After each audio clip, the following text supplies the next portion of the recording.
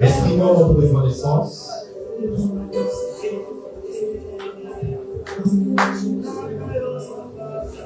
Kakaye.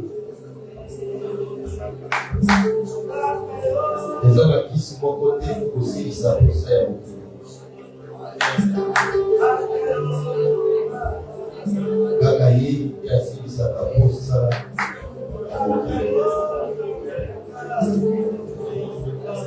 Merci Seigneur ce matin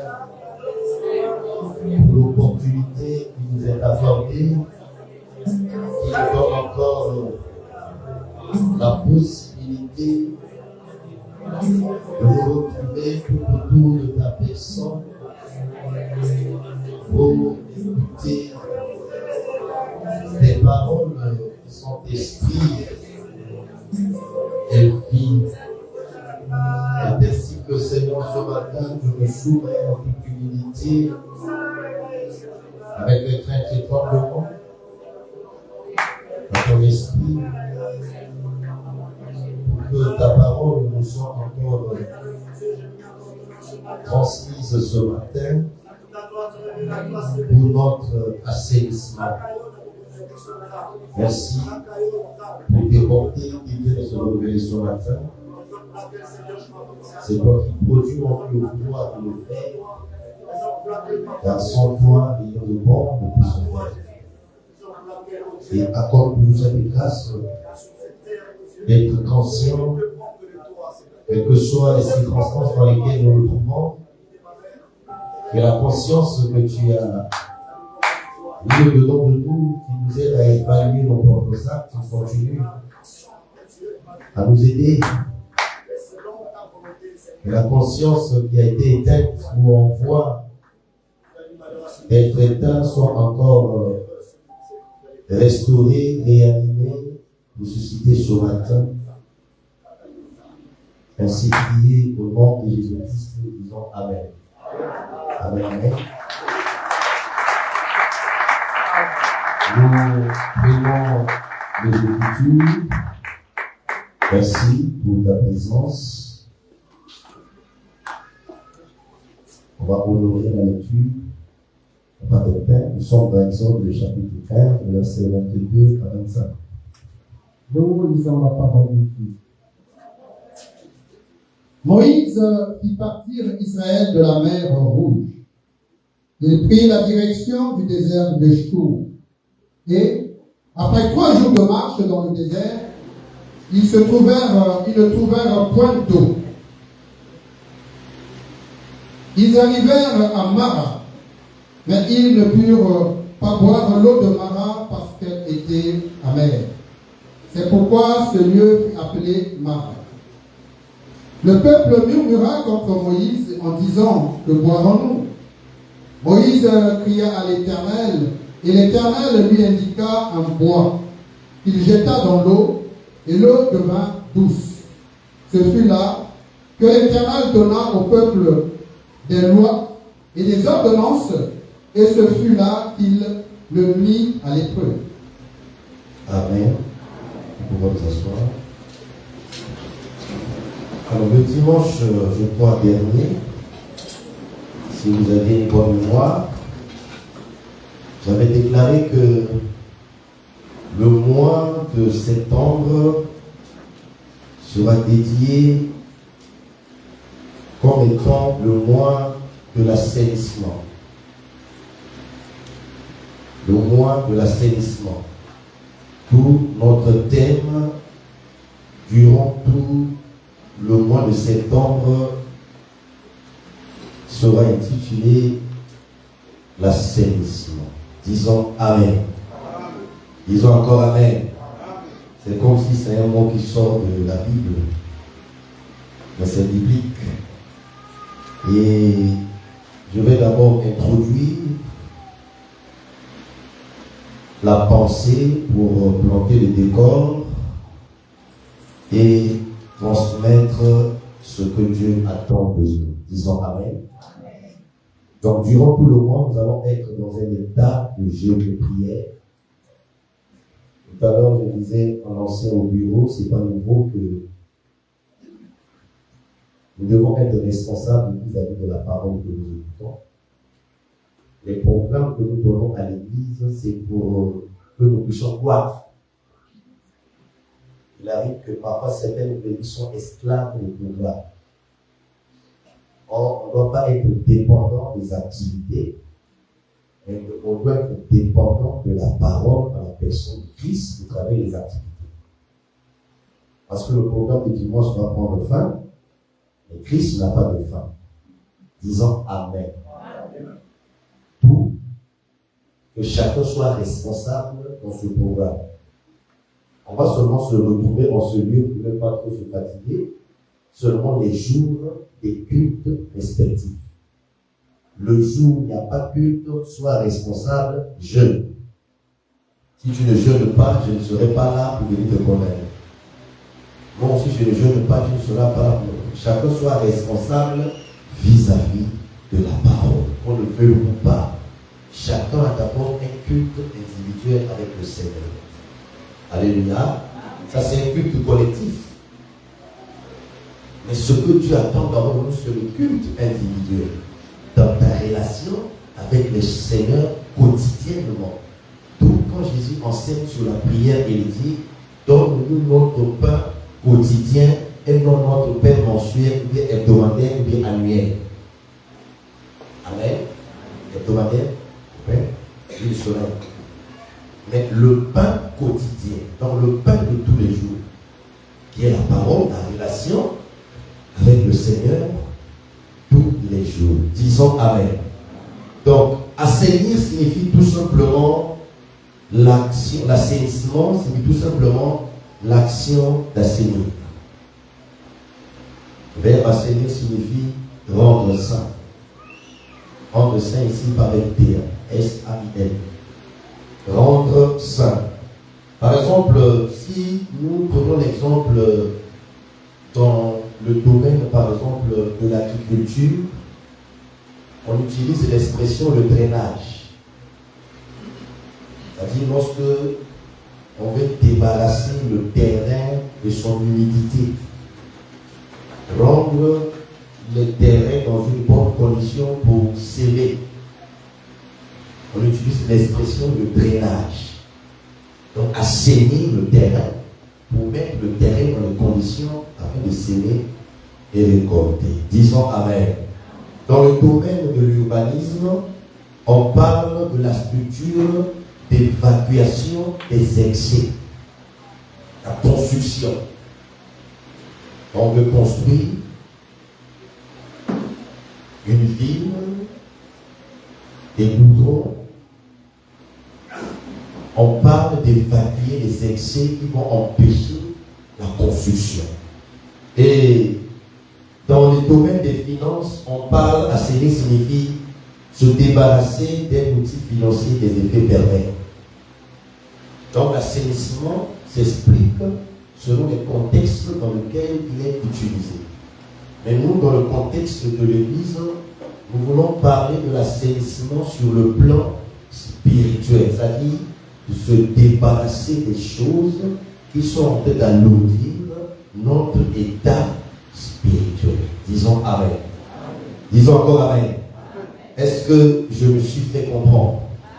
Tout le mois de septembre est intitulé comme étant le mois d'assainissement. Aujourd'hui, nous sommes le 31 août, le 8e mois, qui est en train de prendre fin. Et nous rentrons dans le 9e mois, qui est le mois de septembre, du 1er à partir de demain jusqu'au 30 septembre. Nous allons expérimenter, vivre un contexte d'assainissement. Alors, mets ce programme très au sérieux pour ta vie spirituelle, pour ma vie spirituelle, pour notre vie spirituelle. Disons Amen. Alors, je vais maintenant expliquer le contexte et actualiser la pensée de Dieu dans notre vie ce matin.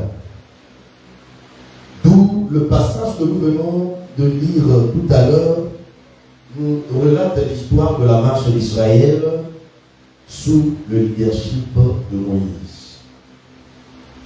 Pourquoi pourquoi la marche d'Israël devait être sous le guidage de Moïse. C'est pour que la marche soit ordonnée. D'où on doit reconnaître l'importance d'un leader dans une entreprise, dans une famille, dans une nation, dans une église. C'est pour réglementer la marche du peuple. Sans le leadership, il y aura une marche désordonnée. Parce qu'au milieu du peuple, chacun a son avis. Chacun a sa volonté. Chacun a ses choix. Chacun fait ce qu'il veut. D'où il faut qu'il y ait un leadership pour que le leader puisse recevoir les instructions de la part du Seigneur, afin que le leader puisse transmettre les instructions au peuple pour la bonne marche. Alléluia. Pourquoi le peuple, pour entamer la marche, a besoin d'un leader? Ce que je suis en train de dire là, je n'ai pas écrit ça. C'est ça l'esprit qui parle. Vous constatez que je suis à l'aise en parlant. Pourquoi la présence, l'importance du leader? J'ai dit c'est pour ordonner la marche. Sinon le peuple marchera dans le désordre.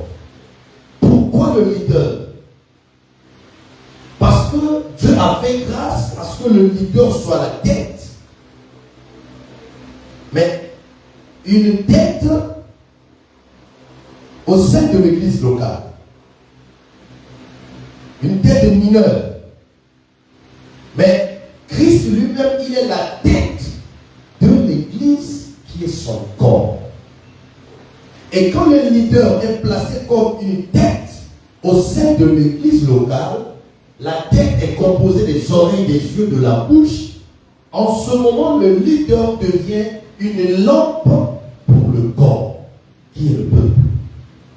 D'où la Bible dit, si ton œil n'est pas en bon état, il ne peut pas éclairer le peuple. C'est l'œil qui éclaire le corps pour que les pieds puissent emboîter les pas. Les pieds, c'est la marche. D'où il faut prendre du temps pour porter les leaders dans vos prières. Car le leadership, c'est pas facile. C'est pas seulement un titre, mais c'est une charge. Et la charge est liée au cœur. Alléluia. Disons Amen. Et nous évoluons. C'est ainsi que dans la marche, le peuple arriva dans le désert après 3 jours.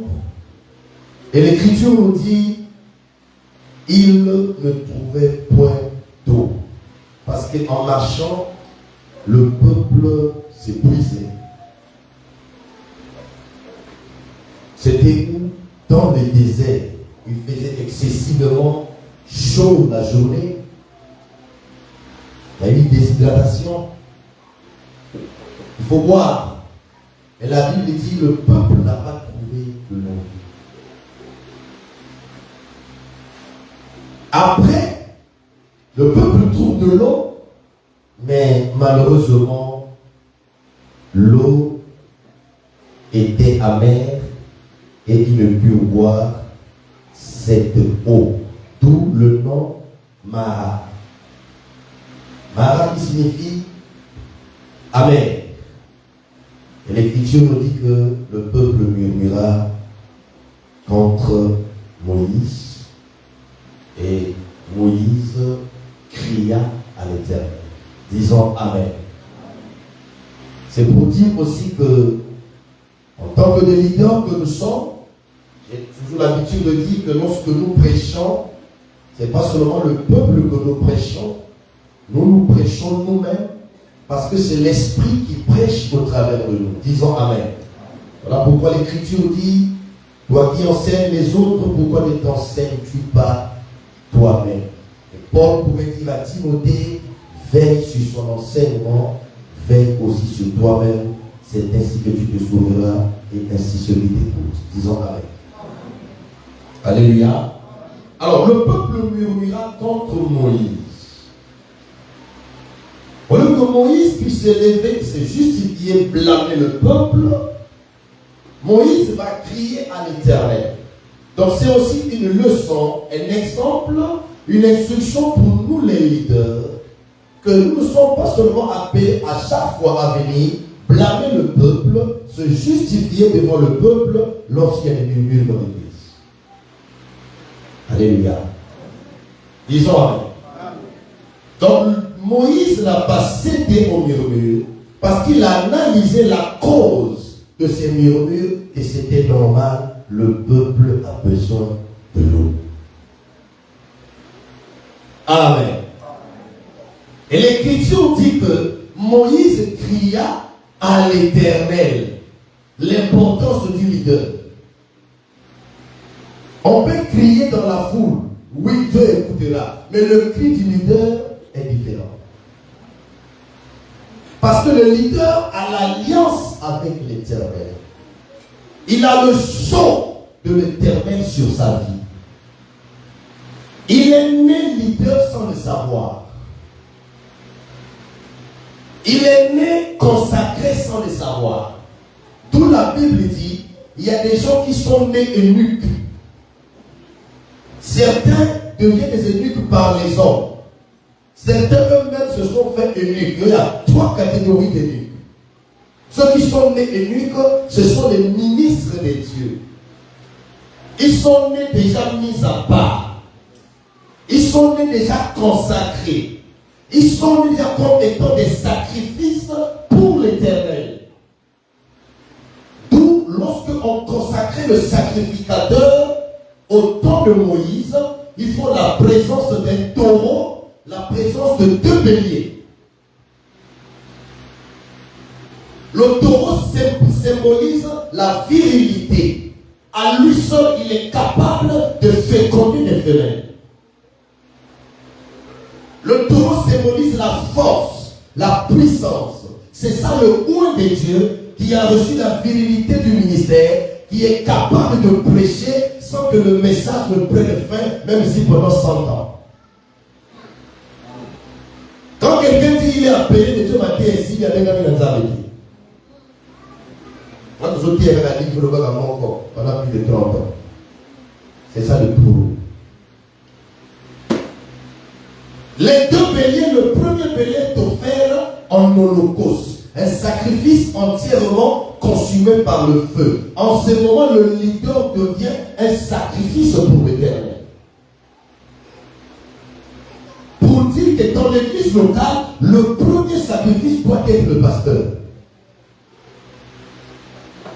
Et le deuxième bélier était offert comme une offrande de consécration pour dire que le leader était domaine privé pour l'Éternel. Il est mis à part. Alléluia. D'où le Seigneur dit, tu regarderas le sacrificateur comme un saint, car il offre l'aliment de ton Dieu. Offrir l'aliment de Dieu, c'est ça prêcher l'évangile. Alléluia. Disons Amen. D'où Moïse cria à l'Éternel, et l'Éternel écouta Moïse, et il lui indiqua un bois. Les choses de Dieu. Qu'est-ce que le bois vient faire dans cette scène? On parle de l'eau qui est polluée, l'eau qui n'est pas potable. Le peuple murmure. Moïse cria à l'Éternel et l'Éternel lui indiqua un bois. Je ne sais pas où est-ce que était ce bois. On est dans le désert ancien. Amen. Mais au moins le bois était présent. Moïse prend le bois il le jeta dans les eaux. Et cette action, par l'intermédiaire du bois, va assainir les eaux. D'où il y a notre terme assainisseur. Alléluia. Amen. Et le bois va rendre l'eau douce. C'était écrit, l'eau devint douce. Au départ, elle n'était pas douce, mais elle était amère. Mais le peuple a soif. Pour dire qu'un leader ne doit pas donner n'importe quelle eau au peuple.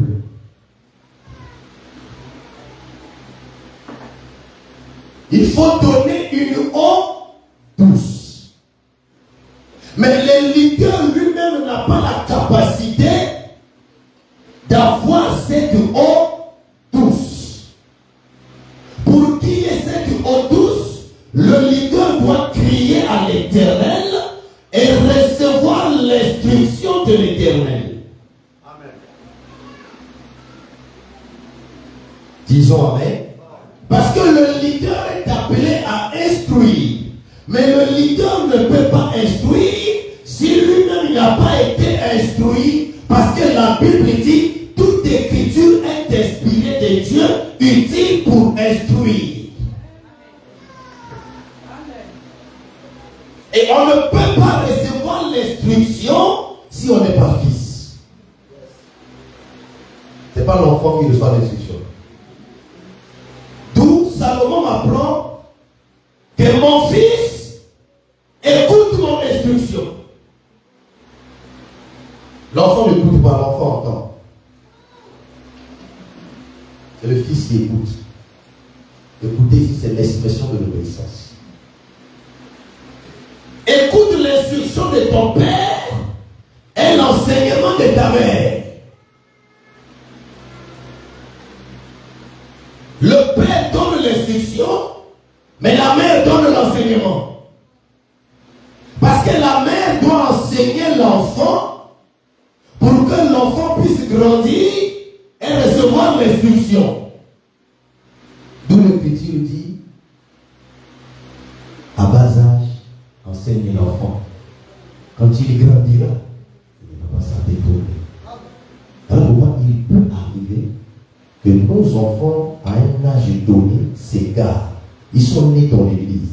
Ils ont grandi dans l'église. Mais ça peut arriver à 18 ans, 25 ans, l'enfant s'égare. Mais n'oublie pas qu'il y a une sémence dans l'enfant. Un jour, il y reviendra. Parce que cet enfant-là, c'est un hébreu parmi les Égyptiens. Yes. Or, on ne tue pas l'hébreu, on tue l'Égyptien. D'où Moïse a tué l'Égyptien, il a laissé l'hébreu. Alléluia. Dis ça, Amen. Vous ne voyez pas que quand je prêche dans les conférences, c'est les mêmes choses que je vous prêche ici. Donc, prenez conscience de l'enseignement. Alléluia. Disons Amen. Alors, que signifie cette recommandation et ce acte posé par Moïse en utilisant le bois pour assainir l'eau de Mara? Trois choses ici pour simplifier la compréhension. Moïse qui jeta le bois, ça signifie quoi? L'eau amère de Mara, ça signifie quoi? Le bois jeté dans l'eau pour son assainissement signifie quoi? Nous disons ceci, le prophète Moïse, ici, qui assainit l'eau de Mara au travers du bois pour que le peuple boive et étancher leur soif, préfigurer Dieu. Comment on dit préfigurer? C'est-à-dire annoncer, montrer. Préfiguration, ça préfigure, ça annonce. Donc c'est une image dans le passé qui annonce la réalité qui va se manifester dans les temps à venir. D'où Pierre peut dire, l'agneau était immolé et mis à part par le Seigneur et manifesté dans la fin des temps pour nous.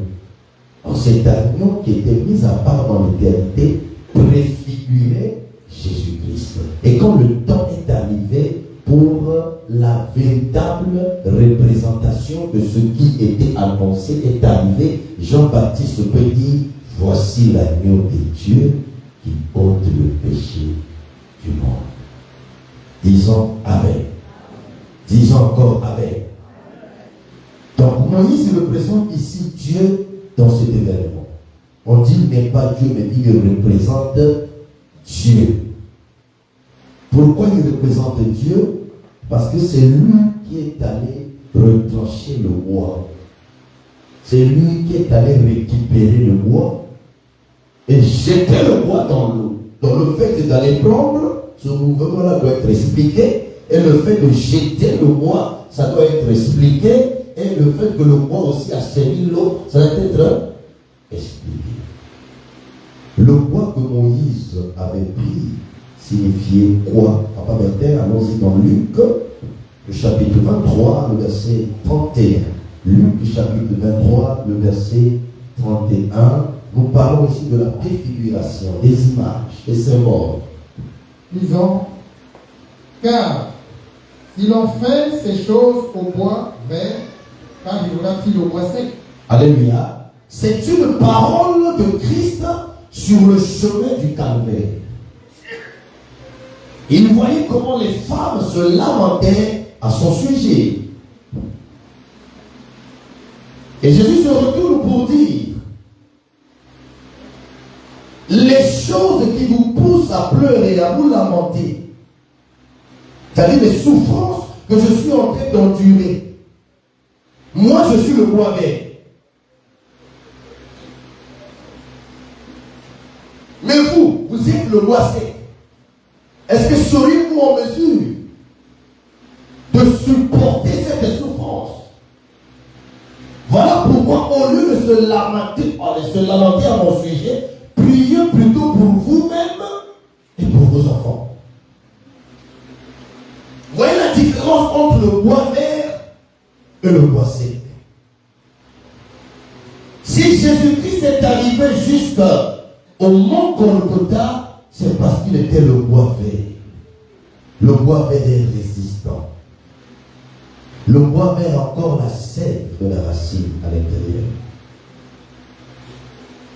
Le bois sec n'est pas résistant. Nous ne sommes que des bois secs sans Christ. Quel que soit notre orgueil, nous sommes des bois secs. Le bois sec peut se briser. Une cassure peut arriver à un moment. La cassure peut être la mort physique. Donc le bois que Moïse est allé prendre préfigurait le Christ, le bois vert. Disons Amen. Et cette eau symbolisait quoi? Apocalypse 17, 15.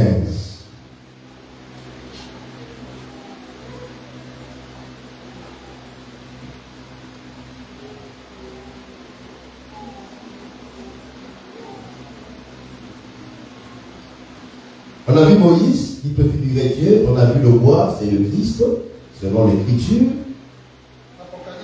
17, 15. Apocalypse 17, 15. Cette eau. Et il me dit, les eaux que tu as vues. Les eaux que tu as vues. Ici, ce n'est pas les eaux OS, comme les eaux des squelettes.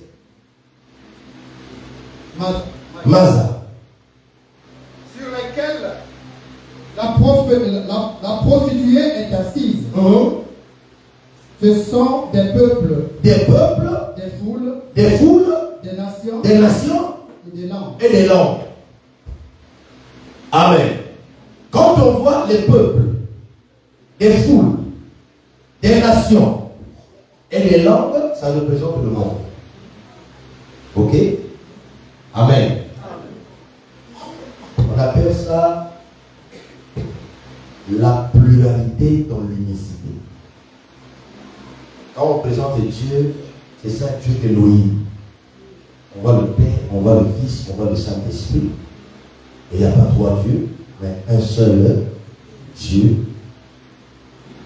Donc l'eau ici symbolise le monde. Donc selon la Bible, l'eau est l'image du monde. L'eau est l'image des habitants du monde. Et on dit que sur ces eaux-là était assise une prostituée.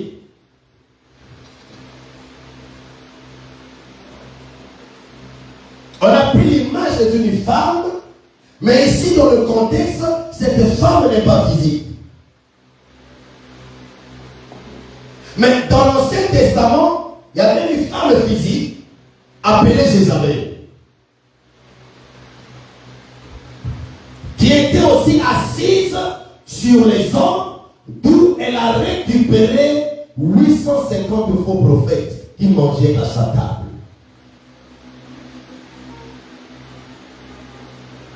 Mais comme dans chaque génération, il y a toujours un reste. Donc, quel que soit le niveau de l'iniquité, Dieu aura toujours sa réserve. Dans une famille, il y aura toujours des Caïns, mais il y aura toujours Abel. Si on tue Abel, Seth va remplacer. Parce que le mal ne triomphera pas pour toujours. Disons Amen. D'où quand on commence à citer, c'est à moi que je puisse me tromper, la généalogie d'Adam, je ne sais pas si on a mentionné Caïn. Au chapitre 5, je ne sais pas. Moi que je puisse me tromper. Disons Amen. Donc, cet événement nous enseigne que pour assainir, rendre l'eau pure, rendre l'eau buvable potable,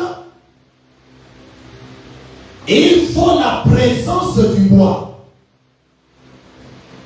Donc le bois était quelque part, qu'on est allé couper et retrancher et venir le jeter dans le seau. Le mouvement d'aller prendre le bois et le jeter dans le feu, c'est ça Dieu le Père dans l'éternité qui prend le bois, qui le retranche, c'est-à-dire Jésus dans son sein, et il l'envoie sur la terre.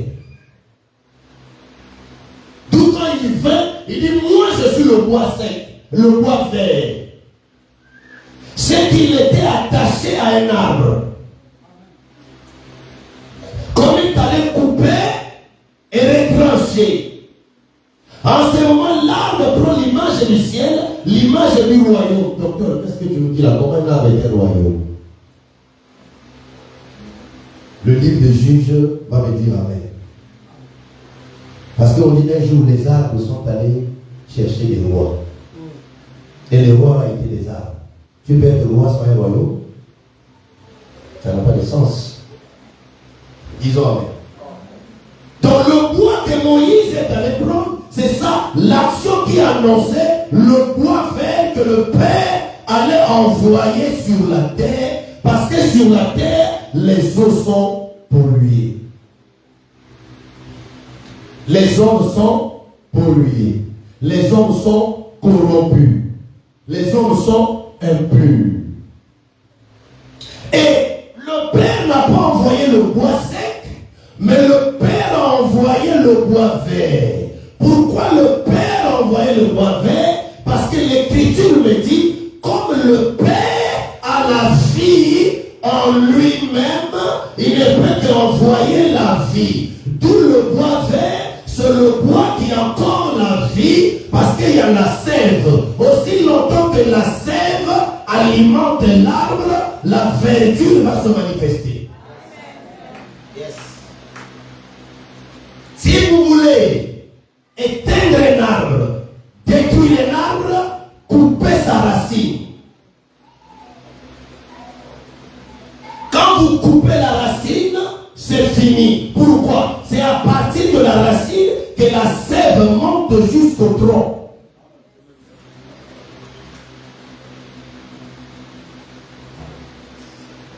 Si la racine est pure, la masse sera pure. Si la racine est impure, la masse sera impure.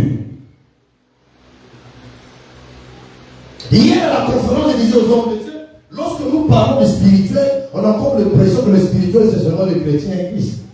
Non, Satan est spirituel. Le féticheur est spirituel. Le marabout est spirituel.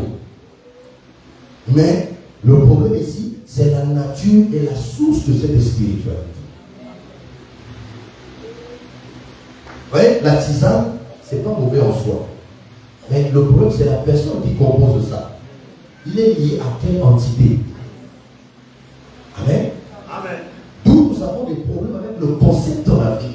C'est-à-dire, il y a comme des mots qu'on a laissés aux gens, tisane. Mais quand tu prends le citron, tu mélanges avec l'ail, avec le miel, c'est une tisane que tu fais avec. Pourquoi vous oubliez? Alors pourquoi il faut que tu aies toujours par quelqu'un? Alléluia. Donc le mot là, c'est pas pour toi. C'est pour les autres. Et il y a rien à fait. Mon peuple périt faute de connaissance. Disons amen. Donc, ayant la vie en lui-même, on dit qu'il a donné la vie au Fils. D'où le poids faire. Parce que la mission du Fils, c'est de venir donner la vie. Mais le Fils ne peut pas venir donner la vie s'il n'accepte pas que le Père puisse le retrancher. Le Père puisse le couper. Cette coupure-là annonçait la mort de Jésus. Amen. Parce qu'il est détaché de l'âme, il est détaché du Père. Mais comme le Père a la vie en lui-même, on ne peut pas mourir. Parce que sans la vie, on est mort. Mais il doit mourir pour on doit le détacher. Donc le mouvement de jeter le bois dans l'eau, c'est ça le Père qui envoie Jésus dans l'eau, dans le monde. L'eau impure, vie impure, vie souillée. Alléluia. Jean 3,16.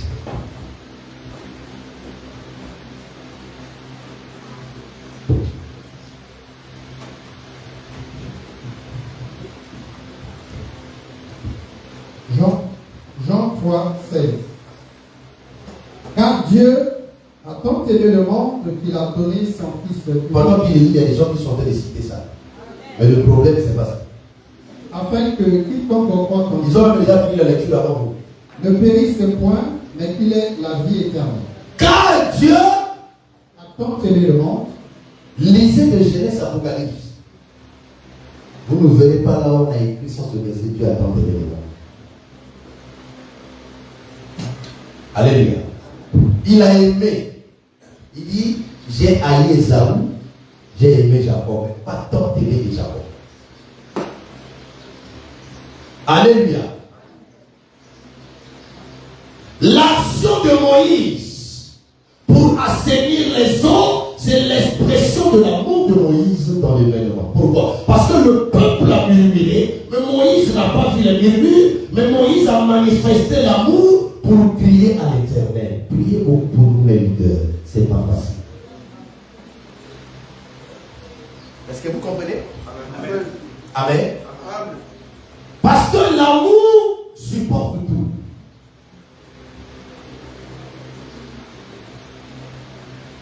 Alléluia. L'amour ne supporte pas tout pour devenir aliéné, idiot. L'amour supporte tout dans le sens d'obéissance à la parole. Mais l'amour ne supporte pas tout pour qu'il y ait destruction, mais l'amour qui supporte, c'est pour qu'il y ait salut.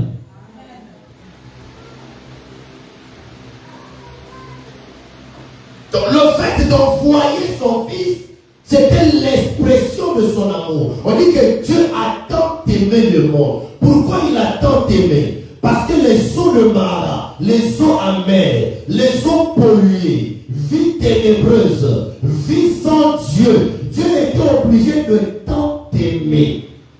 Surpasser cette condition dans laquelle vit l'homme, afin que l'homme soit sauvé en envoyant le roi. Alléluia.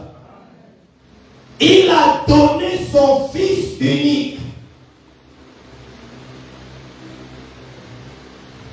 divinité, chaque personne est donatrice.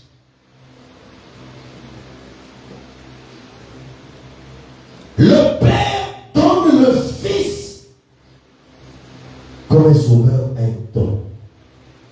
C'est le plus beau don du Père.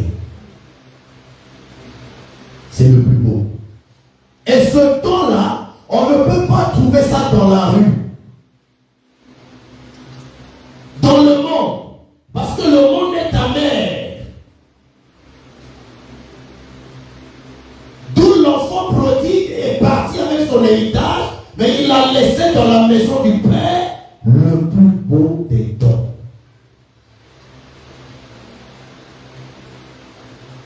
Il a laissé, je crois, 4 choses. Les souliers, la plus belle robe, l'anneau, le veau.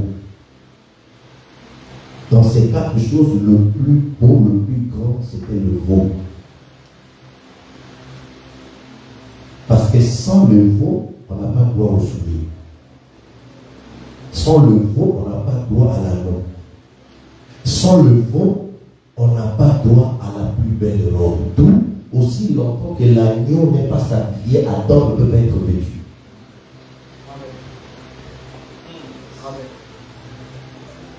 Alléluia. L'agneau, c'est l'alliance. La plus belle robe, c'est la justification. Nous étions coupables. Le veau, c'est le sacrifice expiatoire de Jésus. Et dans le monde, il y a aussi le veau, mais c'est le veau d'or. Donc quand Moïse monte, le peuple devient amer. Et quand le peuple devient amer, le peuple change de langage vis-à-vis du leader. Nous ne savons pas ce que ce Moïse, et non Moïse, est devenu. Ils sont tombés dans l'impatience. D'où dans la marche, on a besoin de consommer des fruits. Nous voulons seulement les dents, mais nous ne voulons pas des fruits. Voilà pourquoi même en matière de nutrition, nous mangeons plus des choses qui contribuent à la destruction de notre corps. De moins en moins les fruits. Or, la patience fait partie du fruit de l'esprit.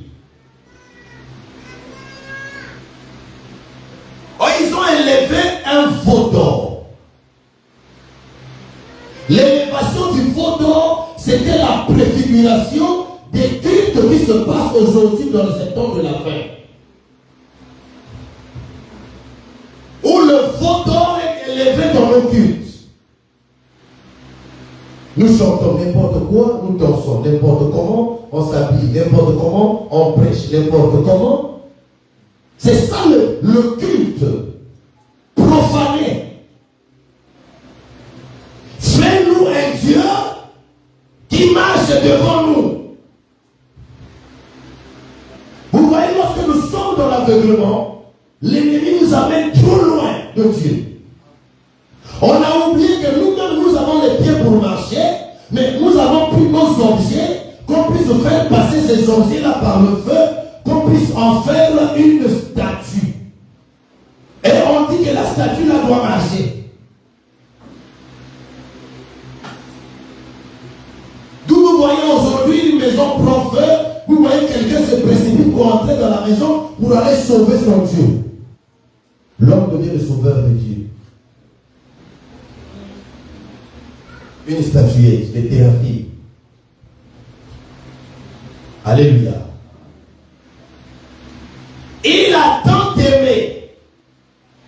Et il a envoyé son frère. Quiconque qui est pollué, qui est pervers, qui est corrompu, croit en lui, ne périsse point, mais qu'il ait la vie éternelle. C'est ça l'action de Moïse qui jeta le bâton dans les eaux afin de rendre l'eau douce. Donc l'action condition de l'eau, a changé la nature de l'eau. La nature de l'eau était comment? Amère. Mais lorsque le bâton rentre en contact avec les eaux, le bâton va prendre la nature amère des eaux et transmettre sa nature aux eaux. Parce que le bâton était venu avec la douceur, qui fait partie du fruit de l'esprit. Pour dire que le bâton a été spirituel. Parce que Dieu a caché sa divinité dans les éléments de la nature. Tout Romain dit, lorsque nous voyons le ciel, ses œuvres, au travers de lui, nous voyons sa divinité. Donc quand Jean-Baptiste dit, je reprends, voici l'agneau de Dieu, l'agneau est une création. L'agneau c'était un élément de la nature. Mais quand il disait voici, il ne voyait pas un animal, il voyait la divinité. Parce qu'un animal ne peut pas ôter le péché d'un homme. C'est la divinité qui ôte le péché. Pour nous montrer que c'est la divinité qui ôte le péché, il fallait que symboliquement, cet agneau-là soit sans défaut et sans tâche. Parce que dans les eaux de Mara, il y a des défauts, il y a des tâches. Et lorsque nous venons à l'église, nous ne sommes pas inquiétés par la parole, il y a problème soit par nous qui prêchons et la vie que nous menons, ou soit par vous. D'où il y a un combat que le prédicateur livre durant toute sa vie sur terre. Que vous ne livrez pas. Vous voyez que vous êtes assis dans la foule, vous pouvez parfois mener la vie que vous voulez, parfois vous n'êtes pas inquiété, ça ne vous dit rien. Mais chez nous, quand on connaît, c'est pas facile. On se bat avec. On fait couler des larmes. Ça, c'est quand on est sérieux. On se bat, Seigneur. Je ne peux pas continuer à mener cette vie. Je ne peux pas vivre comme ça. Tu ne m'as pas appelé à ça. Tu perds l'appétit. Parce que le combat qui est mené contre nous, c'est de nous attaquer pour détruire la vérité. Rendre la vérité captive. Voilà pourquoi, malgré que Jézabel avait des moyens, Akab avait des moyens, ils ont un palais royal, mais leur problème, ils convoitaient la vie de la mort. Toi, tu as le palais, tu as les honneurs, tu as les tapis rouges, tu gères Israël, toute la partie nord, tu es le roi. Jézabel, tu es la reine. Un simple citoyen qui est à Naboth, on lui laisse seulement un petit champ, la vigne. Mais ils ont de convoiter la vie. Naboth à qui on a laissé la vie, c'est ça le ministre de Dieu à qui on a laissé l'enseignement. Parce que la vigne, c'est l'enseignement. La vigne aussi, c'est tout un peuple. Tout Israël était comparé à la vigne. Voilà pourquoi à Timna, il y avait un lion qui gardait la vigne de Timna. Et le lion qui gardait la vie de Timna, c'est ça la loi qui gardait Israël.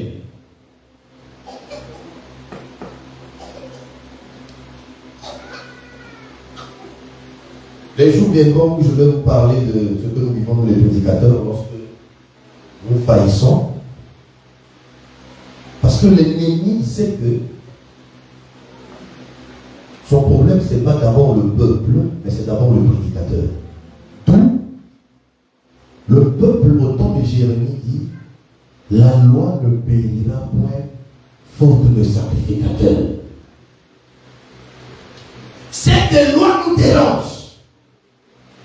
Cette loi nous met mal à l'aise.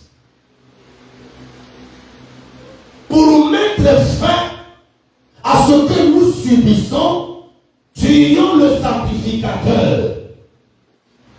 Si on va fabriquer des enseignements pour attaquer la loi, nous sommes conscients que nous sommes faibles, nous sommes puissants, on n'a pas d'argument en face de la loi. Il faut tuer le sacrificateur. Pourquoi il faut tuer le sacrificateur? Parce que la Bible dit, les lèvres lèvres du sacrificateur gardent la science et à sa bouche qu'on demande la loi.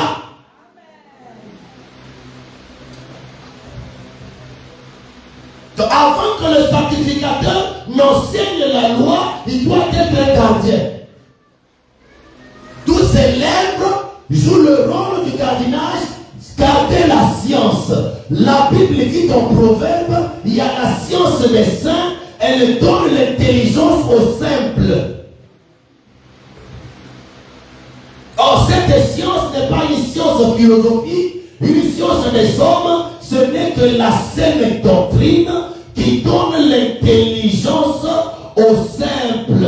Or, l'intelligence est placée dans l'esprit pour dire que ces paroles sont esprit et vie. Parce que c'est l'esprit qui vivifie. Alléluia. Si on tue le sacrificateur, on a tué le gardien de la loi. Si on tue le sacrificateur, nous allons maintenir le peuple dans l'ignorance jusqu'à ce que le peuple meure dans sa condition spirituelle de péché, parce que le peuple périt faute de connaissance.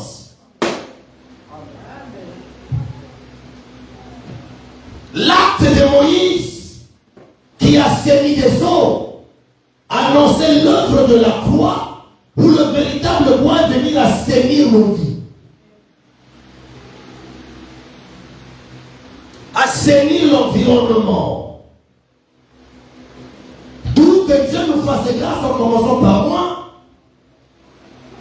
durant tout ce mois de septembre, que nous puissions accepter l'assainissement.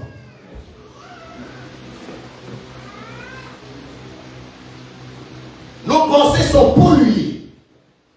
Nos paroles sont polluées. Nos âmes sont polluées. Nous sommes bien habillés, mais Dieu nous voit étant amers.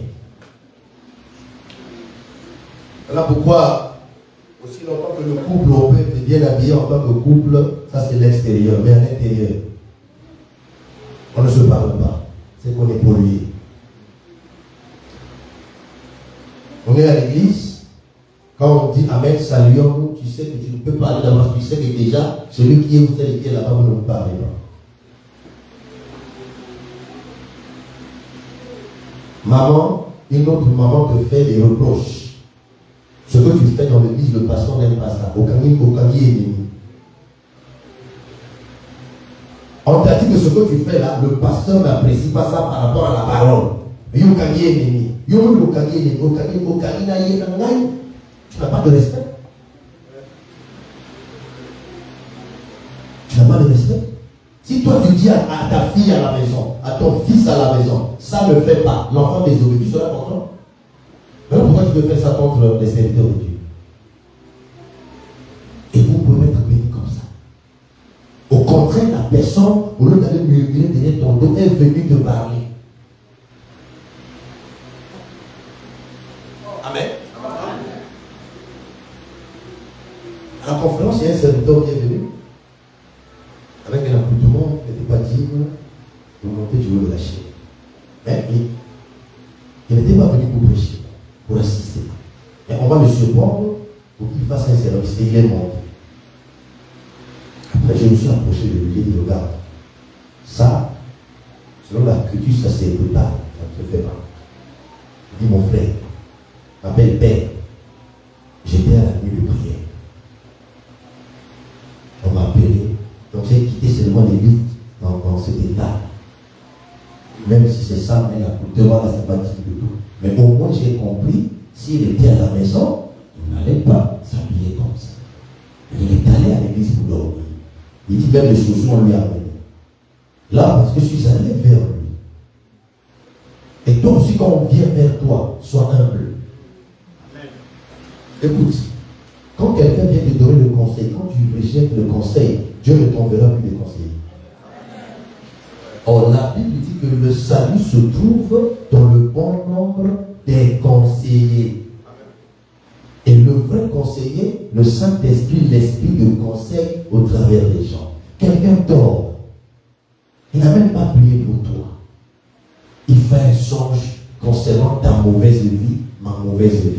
vient me raconter, je me franchis contre la personne. La personne a fait quoi?